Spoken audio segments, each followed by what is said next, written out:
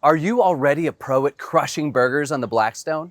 Want to test your skills and do a unique style of cheeseburger? Check out the Crispy Cheese Smash Burger. Now that you've perfected your smash burger technique, you may want to add some flair to that burger. Today, we'll work on making crispy wings of cheese that'll add a new dimension of flavor and texture to that burger. Let's get crushing some burgers. For this burger, you could use your choice of cheese. You just need a good cheese that doesn't have a high moisture content so that it crisps up nicely on the griddle. We found that Swiss and cheddar both work well.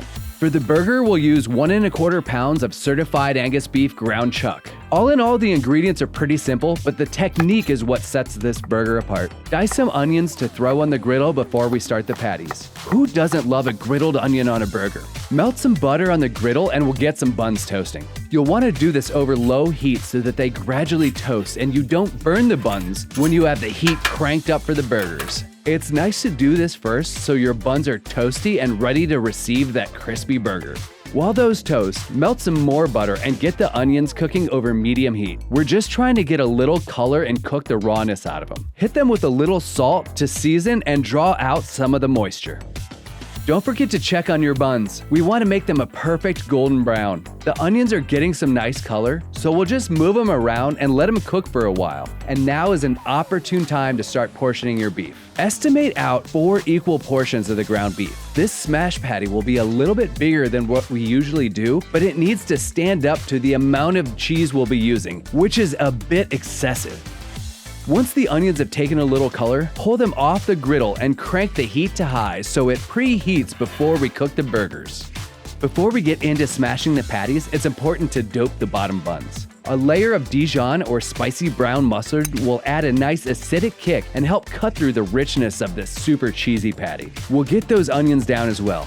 Building this on the bottom will have a nice landing spot for a hot patty and make these ready to serve as soon as they come off the griddle. We're also adding another layer of tang with the dill pickles. All of these flavors make me think of old school diner burgers. Now that the buns are doped and the griddle is preheated, we can get to smashing the patties. Allow these portions to have plenty of room when laying them down. These spread out a lot when smashing the patties. This burger is going to be pretty hefty. For the smash patty, we're shooting for about a 1/2 inch thick. This is definitely thicker than most smash patties, but it has a nice thickness so it doesn't overcook when we make these crispy wings of cheese on the other side. Simply season with some coarse salt and a nice ground pepper, and we're just going to season one side of this patty. Once you see the edges start to turn color and a nice crust has developed, it's time to flip. Remember to scrape up all the crust of that burger. You don't want to leave any of that behind. When flipping, arrange them in a single row so that there's room for all of that cheese. Now the fun part. Lay your first slice of cheese mostly on the griddle with about 1/4 on the patty. Second slice in the middle to hold the other slices in place, and finally the last slice hanging off the edge just like the first.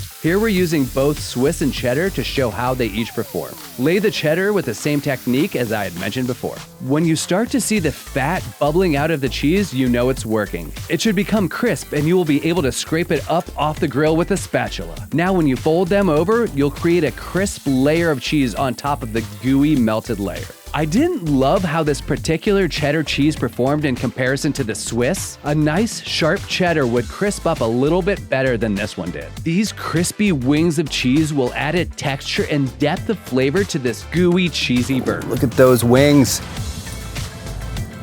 Crispy cheese smash burger on the Blackstone. Now that's next level.